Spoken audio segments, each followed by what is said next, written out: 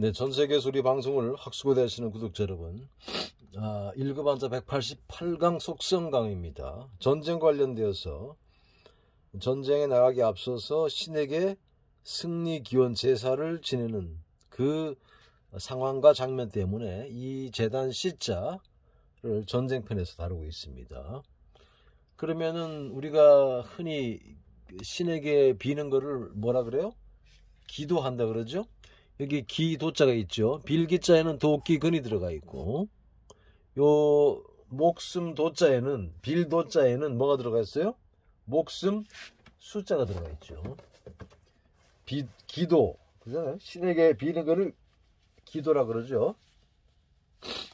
도끼가 있고, 목숨 수가 사이리와 012는 9천이다. 그래서 목숨 수가 들어가 있죠. 간단하게 얘기하면 목숨을 살려달라고, 목숨만 살려달라고, 도끼가 상징하는 사냥 가기에 앞서서, 전쟁에 앞서서 승리하게 해달라고 기도하는 장면이죠. 그러면 신에게 기도를 할 때, 신에게 어떤 축복을 빌거나 복을 달라고 할 때 예물을 갖다가 제단 위에 올려야 되겠죠. 예물은 어떻게? 쭉정이? 말라 비틀어진 동물? 뭐 금방 죽어가려고 하는 그런 그 절름발이 동물? 안 됩니다.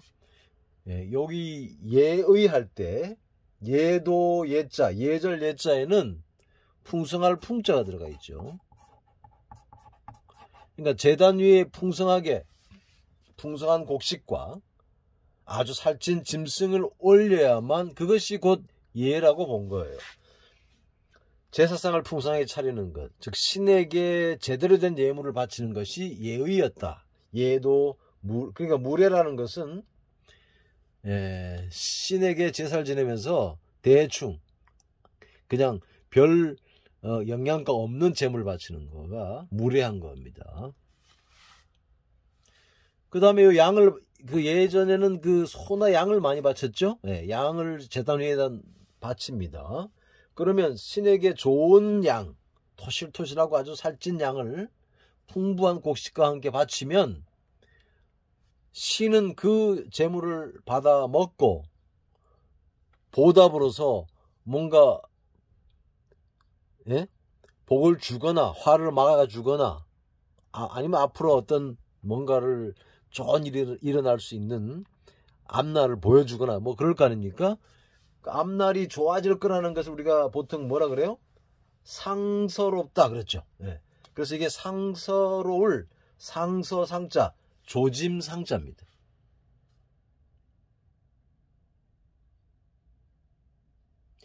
그 다음에 또 뭘 갖다 바치나 하면 이게 뭔 자입니까? 가득할 복자입니다.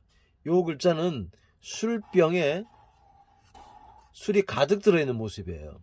빈 술병은 술류자가 사용되고 빈 술병에 술이 가득 든 글자는 이 글자입니다. 가득 찰 복자라 그래요. 그러니까 신에게 술을 가득 바친다. 뭐 하기 위해서? 복을 받기 위해서. 그래서 이게 복자입니다. 축복할 때 복자예요.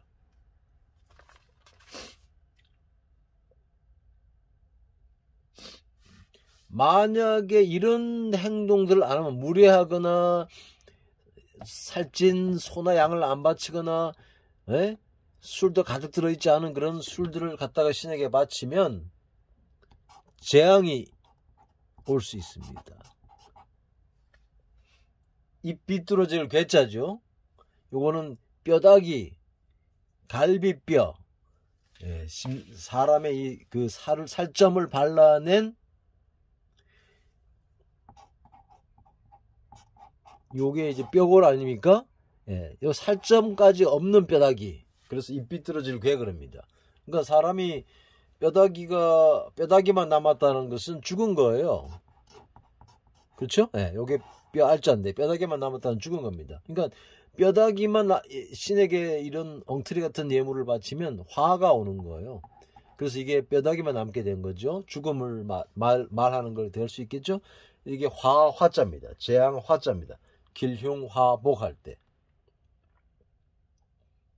그럼 이런 그 기도나 축복의 제사를 신에게 할 때 누가 해야 됩니까? 군대에서는 대장이, 나라는 임금님이, 집안에서는 가장이나. 그래서 이 맏형자가 들어가면 집단의 우두머리 형이, 맏형이 신 앞에서 가족을 대신해서 복을 달라고 기도하는 장면이다. 그래서 이게 비일축자입니다. 축복하다 할 때. 예전에 사람들은 월급 받는 거를 뭐라 그랬어요? 녹봉 그랬죠, 녹봉. 벼슬아치들에게 1년 또는 계절 단위로 나눠주던 금품을 통틀어서 녹봉이라고 했습니다. 그러니까 녹을 먹는 임금님이 녹을 먹는 공무원들이 이런 말을 예전에 많이 썼어요. 바로 이게 녹자입니다. 복녹자입니다. 요 글자가 발음 기호가 되겠죠? 네. 깎을 녹자가. 자세한 강의는 1급한자 188강에서 봐주시고, 이미 188강을 시청하신 분들은 이 도표를 이용해서 복습해 주시기 바랍니다.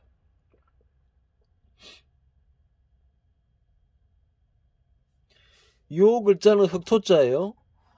임금님이 예전에 신년이 되거나 중요한 날이 되면 신에게 국민을 대표해서 신에게 제사를 드립니다.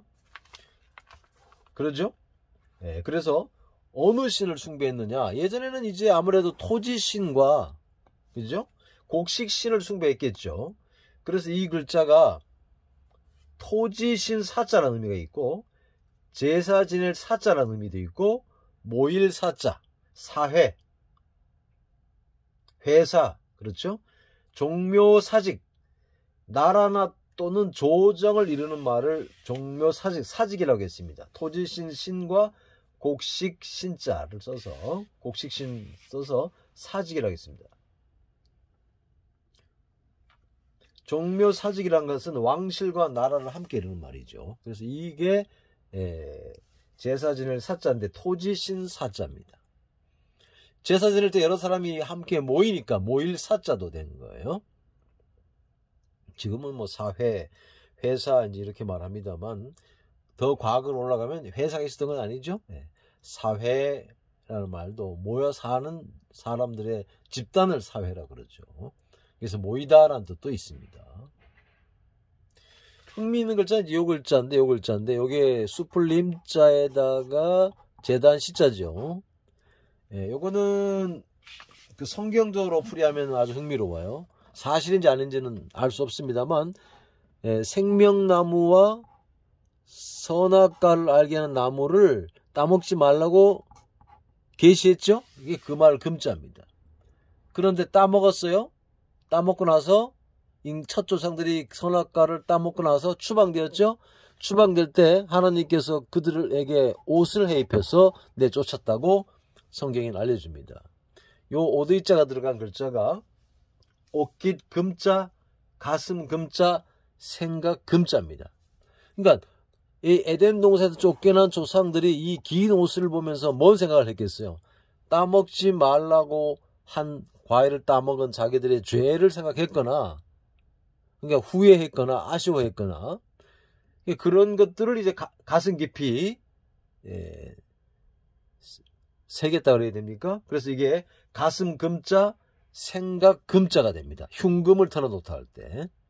그 다음에 금장이란 말이 있죠?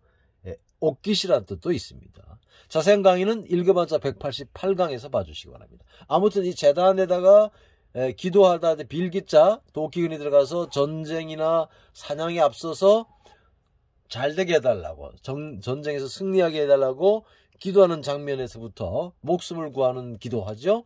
그렇게 하기 위해서는 양을 바쳐야 되고 풍부한 곡식을 바쳐야 되고 술도 가득 바쳐야 됩니다. 그렇지 않으면 화가 임하게 되고 대표해서 형이 그런 일을 하게 되죠.